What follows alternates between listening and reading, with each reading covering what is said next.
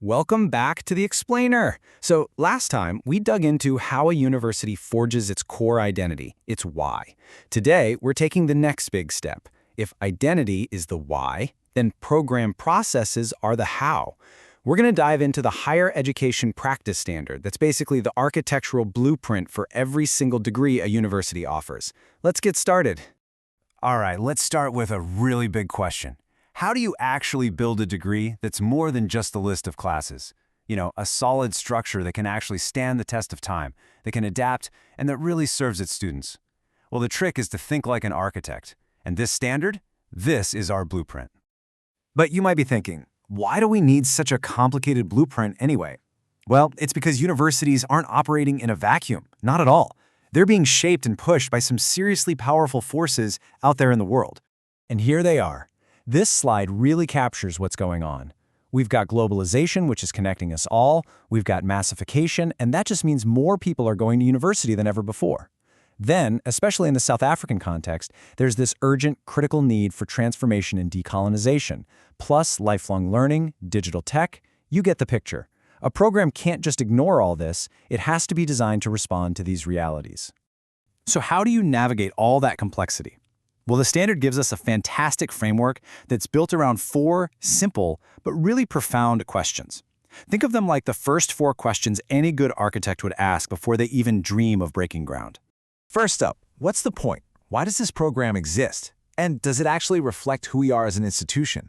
Now, this connects right back to what we talked about in our last explainer on institutional identity. Every single degree, every course has to be a real, genuine expression of that university's mission and its vision. Okay, question 2 gets down to the nitty-gritty. This is the heart of it all, the curriculum. What actual knowledge, what specific skills, what values do we want students to walk away with? It's all about choosing the right building materials, the right content, to construct that learning journey we've promised.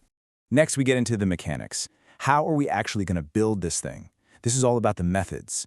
Are we using lectures, seminars, online tools, internships?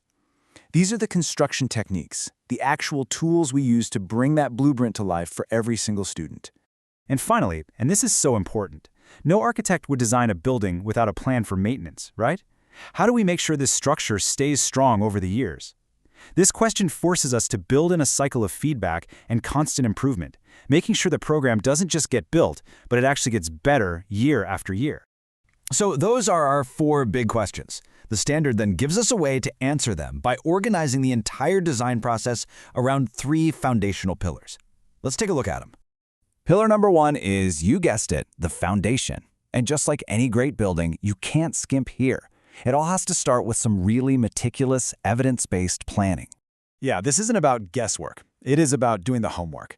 We're talking about deep research, market analysis, financial projections, seeing what the best programs in the world are doing. But, and this is crucial, it's also about looking inward, right? It's about bringing in local and indigenous knowledge and actually listening to the people who know best, the students and alumni who've walked the path before. Okay, so we've got a solid foundation. But of course, a building is for people, and a program is defined by its students and the society they are going to go out and shape. So this second pillar is all about that human element, making sure the design is inclusive and, you guessed it, transformative. This quote from the standard, wow, it's just so powerful. It's making it crystal clear that education is not neutral. Especially in the South African context, every single program has a part to play in driving social justice and equity. This isn't some nice-to-have add-on. It's a core design principle. And this slide is just brilliant because it shows how you make that transformation real. It's about taking students on a journey from being passive consumers to being active co-creators of their own education. You see, you go from just asking their opinion to having them as real partners at the table, and then, ultimately, to empowering them to lead and create new learning opportunities themselves. How cool is that? And that brings us to our third and final pillar. This is the scaffolding. It's the essential framework and all the raw materials you need to make sure the program is built to the highest possible standard and managed well for its entire life.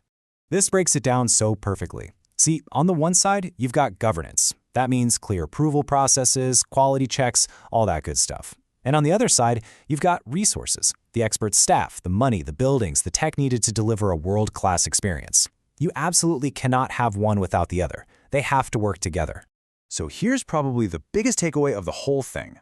This blueprint is not a document you create, get stamped, and then file away in a drawer to collect dust. No way.